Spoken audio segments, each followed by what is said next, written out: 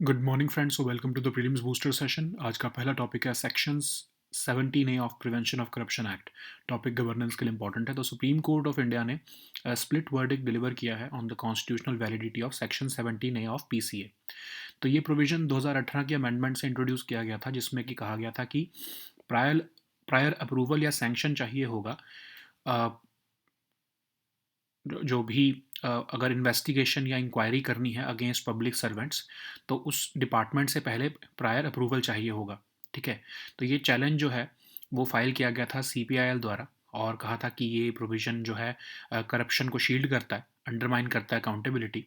तो section 17A क्या है, वो कहता है कि जो अगर आपको किसी भी पब्लिक सर्वेंट के अगेंस्ट इंक्वायरी करनी है या इन्वेस्टिगेशन करनी है, तो उससे पहले आपको कॉम्पिटेंट अथॉरिटी से प्रायर अप्रूवल लेना होगा।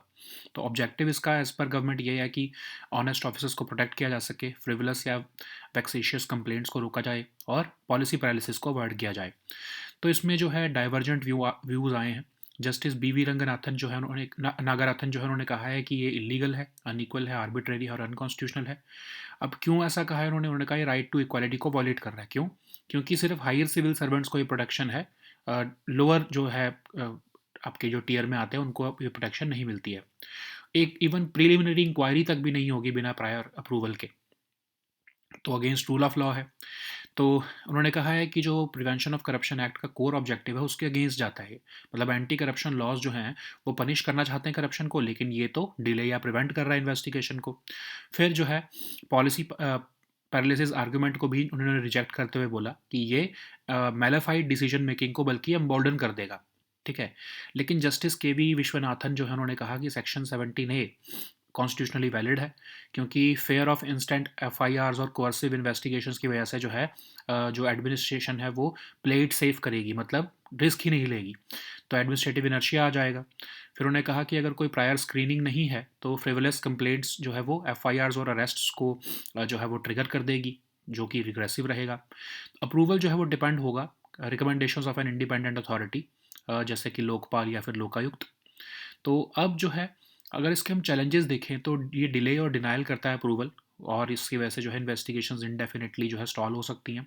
सैंक्शनिंग अथॉरिटी जो है वो पॉलिटिकल या ब्यूरोक्रेटिक कंसिडरेशन से इन्फ्लुएंस हो सकती हैं, तो वो आपको परमिशन ही ना दें। अब अनइक्वल प्रोटेक्शन है, तो लोअर लेवल ऑफिशियल्स जो है उनको तो इमीडिएट स्क्रूटनी है, लेकिन हायर ऑफिशियल्स को जो है ये इंसुलेशन की गई है इसमें। परसेप्शन इससे ये भी क्रिएट हो रही है कि एंटी करप्शन लॉज जो है वो पावरफुल को फेवर करते हैं। नेक्स्ट हम टॉपिक देखते हैं शाक्सगाम वैली। टॉपिक आपके इंटरनेशनल रिलेशंस के लिए इंपॉर्टेंट है।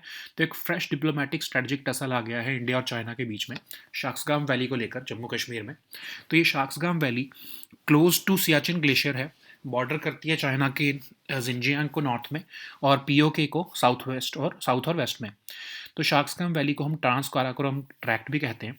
ये Hunza Gilgit region of POK में पड़ता है। 5000 स्क्वायर किलोमीटर का एरिया है। हार्श टेरेन की वजह से यहाँ पर हैबिटेशन नहीं है।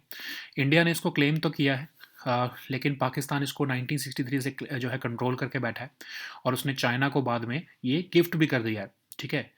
और चाइना ने जो है यहाँ पर हाईवे बना रहा है through Aksai Chin Chin linking Tibet and Xinjiang. तो Shaksgam valley critical importance hold करती है इंडिया के लिए due to its proximity to China Siachen glacier, जो कि वर्ल्ड का हाईएस्ट बैटलफील्ड है, और उसका उससे हमें एक्सेस भी मिलता है काराकोरम पास का। तो सियाचिन से इंडिया जो है क्लोजली मॉनिटर कर पाता है पाकिस्तान की मिलिट्री मूवमेंट्स को, और काराकोरम पास से हमें चाइनीज़ मैन्यूवर्स को जो है वो ऑब्जर्वेशन जो है वो करने में हेल्प मिलता है। उसकी वजह से जो है डेवलपमेंट्स जो है शाक्सगाम वैली की, उसकी डायरेक्ट इंप्लीकेशंस हैं इंडिया की सिक्योरिटी पर। जियो स्ट्रेटजिस्ट ने यह भी वार्न किया है कि चाइना की जो सलामी स्लाइसिंग स्ट्रेटजी है शाक्सगाम में, वो एक टिपिंग पॉइंट पर आ रही है। सलामी स्लाइसिंग टेक स्ट्रेटजी क्या है कि धीरे धीरे आगे बढ़ते रहो, जो एक्शंस आपके अदरवाइज छोटे लगते हों लेकिन ये लार्जर ऑब्जेक्टिव में हो। ठीक है। तो अगर हम हिस्टोरिकली देखें तो इंडिया का जो डिफेंस फोकस है सियाचिन में, वो मेनली पाकिस्तान की तरफ ही था, साउथ में। लेकिन चाइना ने जैसे जैसे इस नॉर्थ में इसमें आना शुरू किया है, तो ये इक्वेशन बदल गई है, और हम टू फ्रंट कंटिजेंसी के लिए प्रिपेयर कर रहे हैं वर्ल्ड की हाईएस्ट बैटलफील्ड पर। तो अगर हम देखें तो शाक्सगाम वैली जो है वो part of Hunza Gilgit region थी, चाइना के कंट्रोल में 1963 से है ये, सो कॉल्ड बाउंड्री एग्रीमेंट करने की बाद पाकिस्तान के साथ। अब अगर हम पहले देखें तो 1936 में under British influence Mir of Hunza जो थे उन्होंने सरेंडर किया तग, दुम, बाश, पामीर और रस्काम वैली ब्रिटिश को। और जब एक्सेशन हुआ जम्मू कश्मीर का इंडिया में अक्टूबर 1947, तो Shaksgam valley legally Indian territory का पार्ट बनी, लेकिन पीओके ने जो पाकिस्तान ने फोर्सिबली ऑक्यूपाई कर लिया इसको, इस एडजॉइनिंग एरियाज को। और ड्यूरिंग 1950s चाइना जो है वो ईस्टर्न हुंजा में मूव होने लगा और उससे इंडिया चाइना रिलेशंस वर्स होने लगे। पाकिस्तान के जो प्रेसिडेंट हैं उस टाइम पर थे आयूब खान, उन्होंने जो है क्लोजर टाइज विद चाइना के लिए जो है ये वैली उनको गिफ्ट कर दी चाइना को। 1963 में पाकिस्तान ने ये फॉर्मली सीड कर दिया रीजन, यारकंड रिवर रीजन और शाक्सगाम वैली चाइना को। और डोकलाम स्टैंड ऑफ के बाद से हम देख रहे हैं कि चाइना यहाँ पर इंटेंसिफाई कर रहा है अपने मिलिट्री इंफ्रास्ट्रक्चर को, ठीक है। तो चाइना ने रिपोर्टेडली लगभग 75 किलोमीटर की all weather 10 metres wide road यहाँ पर बना ली है, जिसको वो सीपैक के साथ लिंक कर रहा है। इंडिया कहता है कि पाकिस्तान ने इलीगली सीड किया है शाक्सगाम वैली चाइना को, और ये इंडियन टेरिटरी का पार्ट है, और इंडिया के पास राइट है कि कोई भी नेसेसरी मेजर्स यहाँ पर अपने इंटरेस्ट को सेफगार्ड लेने के लिए हम ले सकते हैं। चाइना ने कहा है कि नहीं, ये जो वो कंस्ट्रक्शन एक्टिविटीज़ कर रहे हैं वो लेजिटिमेट है। लेकिन चाइना का ये डबल या फिर हिपोक्रेसी आप कह सकते हो कि चाइना वैसे तो कहता है कि कश्मीर जो है बायलैटरल इशू है बिटवीन इंडिया एंड पाकिस्तान, लेकिन फिर भी स्ट्रेटजिक डेवलपमेंट कर रहा है एरियाज ऑफ कश्मीर में अंडर पाकिस्तान का इलीगल ऑक्यूपेशन। नेक्स्ट हम टॉपिक देखते हैं advisory board on disarmament matters. Topic आपके इंटरनेशनल रिलेशंस के लिए इंपॉर्टेंट है। रिसेंटली एक इंडियन डिप्लोमेट को नॉमिनेट किया गया है यूएन सेक्रेटरी जनरल द्वारा as chair of advisory board on disarmament matters for 2026-27। तो एडवाइजरी बोर्ड जो है डिसआर्मामेंट मैटर्स का, वो स्टैब्लिश किया गया 1978 में to advise secretary general on matters within the areas of arms limitation and disarmament. ये सर्व करता है as board of trustees of the UNIDIR, advise करता है सेक्रेटरी जनरल को on implementation of United Nations disarmament information programme. Secretary general जो है वो members of the board from all regions of the world से choose कर सकते हैं। 15 मेंबर्स होते हैं बोर्ड के। डायरेक्टर जो है यूनिडीर का, वो एक एक्स ऑफिशियल मेंबर होता है। एडवाइजरी बोर्ड जो है वो 2 सेशंस करता है साल में, और चेयरमैन ऑफ बोर्ड जो है वो रोटेट होता रहते हैं on the by region on a yearly basis. Next हम टॉपिक देखते हैं अर्बन कोऑपरेटिव बैंक्स। टॉपिक आपके इकोनॉमी के लिए इंपॉर्टेंट है। तो आरबीआई ने प्रपोज किया है रिज्यूम करना issuance of licences for urban cooperative banks after nearly 2 decades. Urban cooperative banks कोई फॉर्मली डिफाइंड नहीं है, लेकिन ये प्राइमरी कोऑपरेटिव बैंक्स जो कि आपके अर्बन या सेमी अर्बन एरियाज में लोकेटेड होते हैं उन्हीं को कहते हैं। तो first formal cooperative legislation India में लॉर्ड कर्जन के टाइम पर आया, cooperative credit societies act of 1904, और उसके बाद कोऑपरेटिव सोसाइटीज़ एक्ट ऑफ 1912। अब ये क्या करते हैं, ये सर्विसेज देते हैं जैसे कि housing finance, personal loans, MSME credit, deposits to small borrowers, traders and small scale industries. ये कोऑपरेटिव सोसाइटीज़ की तरह रजिस्टर्ड होते हैं, ठीक है, कोऑपरेटिव सोसाइटीज़ एक्ट के अंदर। और आरबीआई जो है इनकी रेगुलेशन और सुपरवाइज करता है इनकी फंक्शनिंग को under banking regulation act. Next हम टॉपिक देखते हैं प्रगति प्लेटफॉर्म। टॉपिक गवर्नेंस के लिए इंपॉर्टेंट है। तो प्राइम मिनिस्टर्स का जो फ्लैगशिप प्लेटफॉर्म है प्रगति, उसने रिसेंटली एक सिग्निफिकेंट माइलस्टोन अचीव किया है सक्सेसफुली कंडक्ट करके 50th मीटिंग को। तो प्रगति जो है एक डिस्टिंक्टिव इंटीग्रेटेड इंटरेक्टिव प्लेटफॉर्म है जो कि ग्रीवेंसेस रिजॉल्व करता है और मॉनिटर करता है, रिव्यू करता है की programmes and projects of government of India.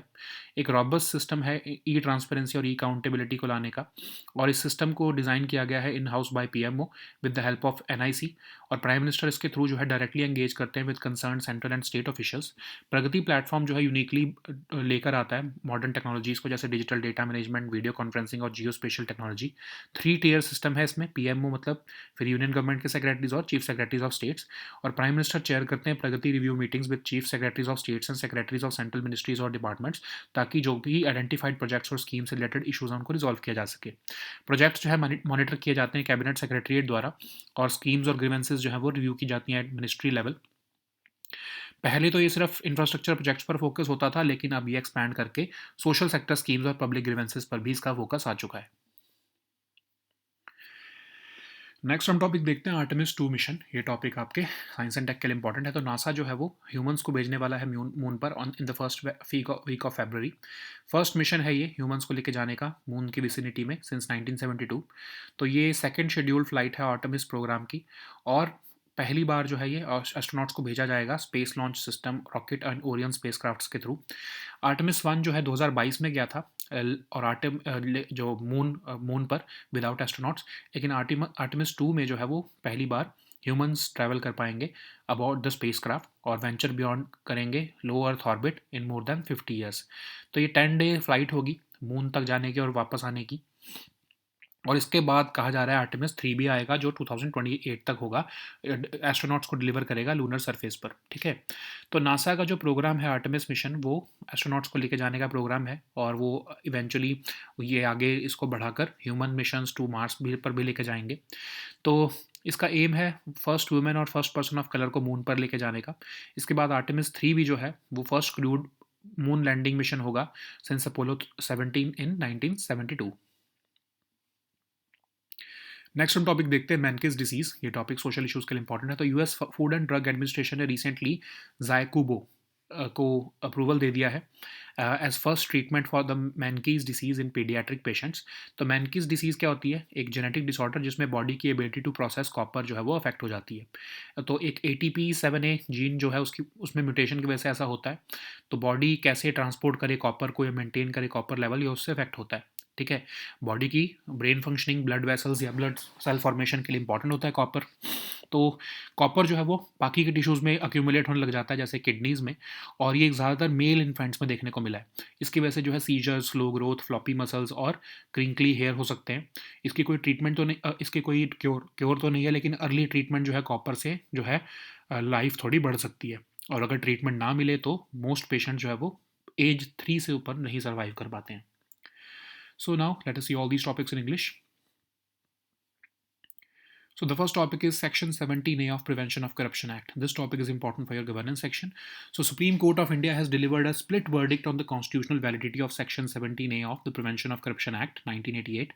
So this provision was introduced in 2018 through an amendment which mandates that there should be prior approval or sanction from the competent authority before initiating any inquiry or investigation against public servants for decisions taken in the discharge of their official duties. So as per the government, this particular provision aims to protect honest officers, prevent frivolous or vexatious complaints, and even avoid the policy paralysis. But there has been divergent judicial opinions. For example, Justice B.V. Nagarathan has said that this is illegal, unequal, arbitrary, and unconstitutional because this protection effectively extends only to higher civil servants involved in the decision making. Therefore, it violates Article 14, and it even forecloses a preliminary inquiry without prior approval. Anti-corruption laws are aimed to detect and punish corruption and not to delay and prevent legislation. So it is contrary to the objective of Prevention of Corruption Act. Section 17A, instead of accepting the policy paralysis argument, the judge said that Section 17A may embolden malified decision making. But contrary to this, Justice K.V. Vishwanathan has said that Section 17A is constitutionally valid because there would be otherwise fear of instant FIRs and coercive investigations, which may lead to plate-safe syndrome among the administration, leading to administrative inertia, and there would be no risk-taking. And without prior screening, even frivolous complaints could trigger FIRs and arrest. This would be regressive. Approval should depend on recommendations of an independent authority. Okay. So, what are the challenges and way ahead? Delay and denial of approval may stall investigations indefinitely. This would be counterproductive. Sanctioning authority may be influenced by political or bureaucratic considerations. So, therefore, statutory role for Lokpal or Lokayukt in sanctioning decisions must be there. So, lower level officials face immediate scrutiny, but higher officials enjoy insulation. So, authoritative ruling to resolve constitutional conflict must be there. Perception that anti-corruption law favors the powerful has been made through this particular provision. Parliament must revisit this Section 17A to align it with constitutional principles, anti-corruption objectives. Okay. The next topic is Sharksgam Valley. This topic is important for international relations. So, a fresh diplomatic and strategic tussle has emerged between India and China over the Sharksgam Valley in Jammu Kashmir. This valley lies close to Siachen Glacier, borders the China's Xinjiang provision in the north and POK in south and west. So Sharksgam Valley is also known as the Trans-Karakoram Tract. It lies in the Hunza Gilgit region of Pakistan's occupation. It covers over 5,000 square kilometer, and although it is claimed by India, Pakistan controlled the area until 1963, while China earlier asserted influence by building a highway through Aksai Chin linking Tibet and Xinjiang. Shaksgam Valley holds critical importance for India because of its proximity to the Siachen Glacier, which is the world's highest battlefield, and its access to the Karakoram Pass. From Siachen, India can closely monitor Pakistan's military movements, while the Karakoram Pass allows observation of Chinese maneuvers. As a result, developments in Shaksgam Valley have direct implications for India's security. Geostrategists have also warned that China is following salami slicing strategy in Shaksgam, which means that which means the tactic of achieving territorial expansion or greater influence through a series of small incremental actions, which may seem minor, but cumulatively they create significant shifts. Historically, India's defense focus is there in Siachen.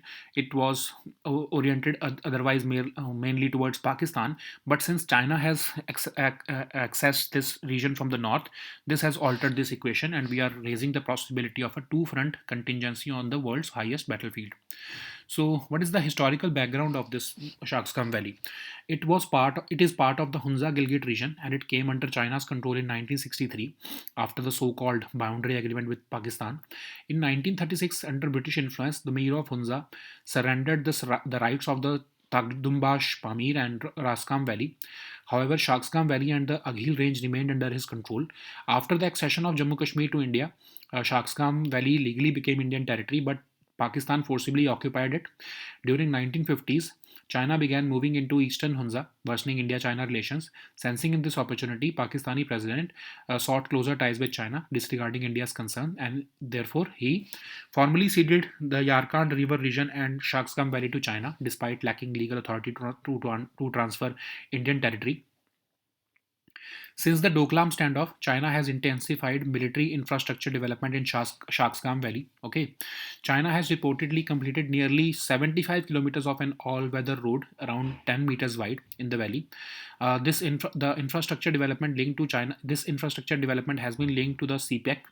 India maintains that Pakistan illegally ceded 5,180 square kilometers of Shaksgam Valley to China under a 1963 agreement, which was part of Jammu Kashmir. Shaksgam Valley is an Indian territory as per Indian government, and India therefore reserves the right to take necessary measures to safeguard its interests.